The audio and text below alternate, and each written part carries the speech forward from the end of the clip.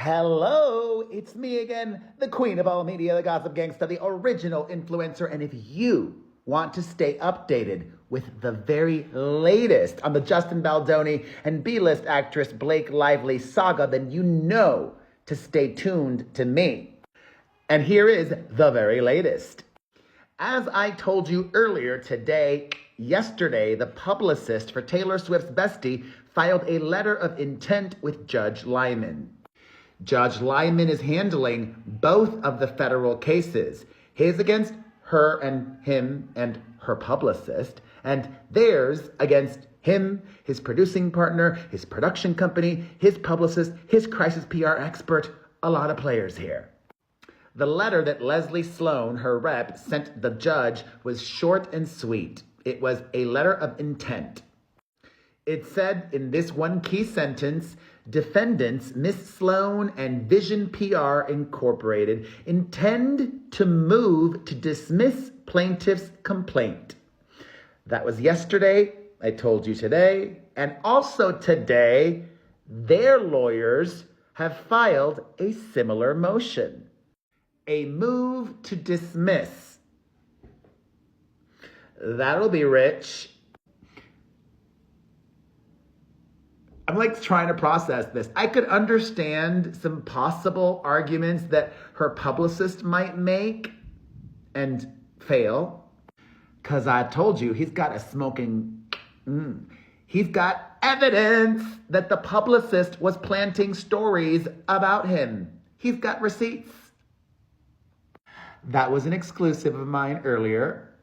But I have no idea on what grounds these two and their mediocre lawyers are going to attempt to dismiss his lawsuit. Any legal experts out there, lawyers, anybody in the legal field care to give me some possible scenarios? Because none are coming to me. And, next week is going to be so great. Next week is going to be our week. Monday, the fun begins. All of their lawyers are due in court in New York on Monday for the very first hearing in our epic, delicious, never-ending saga.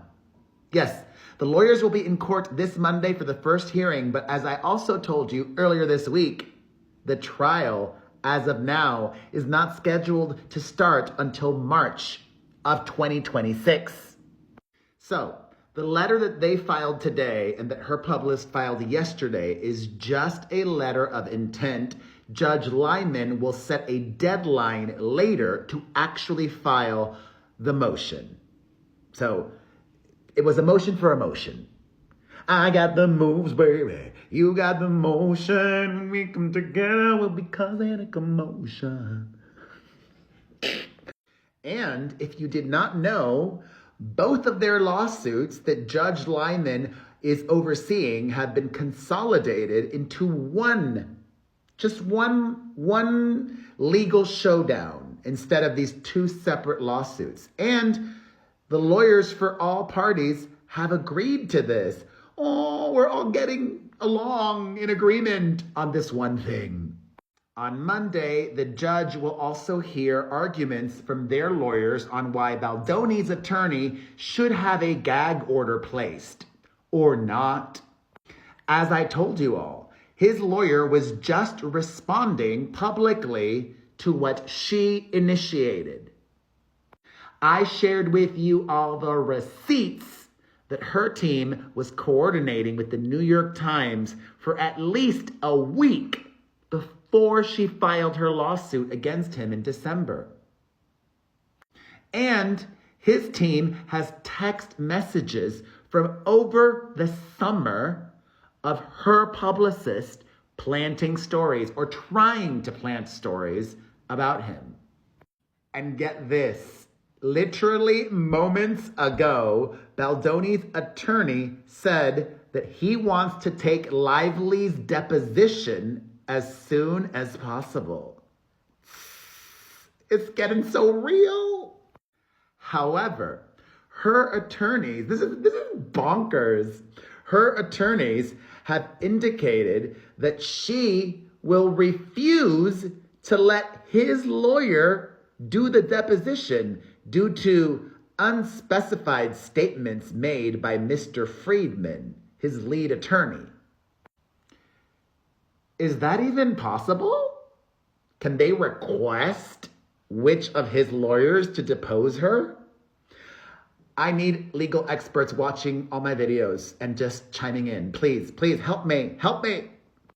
However, Team Baldoni is confused.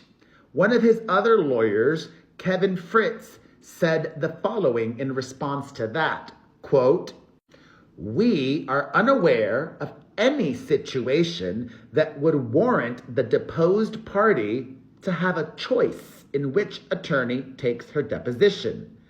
Parties to litigation simply do not have the right to dictate which of their opponent's attorneys may or may not take their deposition or perform any other aspect of the opposing party's case."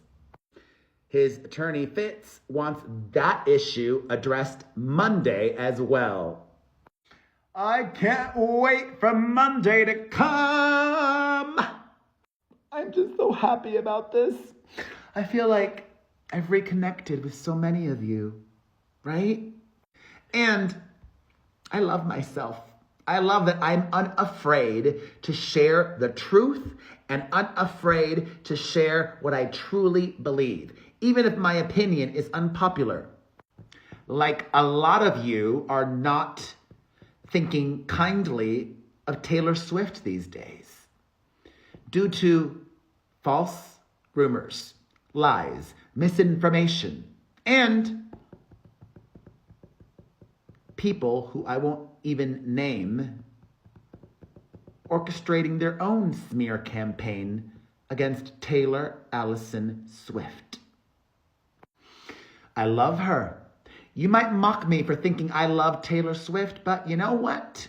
I've said it before, I'll say it again. I love her, and I can still be honest about her. I can be critical. I can share with you the real, the truth. Don't believe 90% of what you read on Reddit, and keep coming back to me for the latest and the real, okay?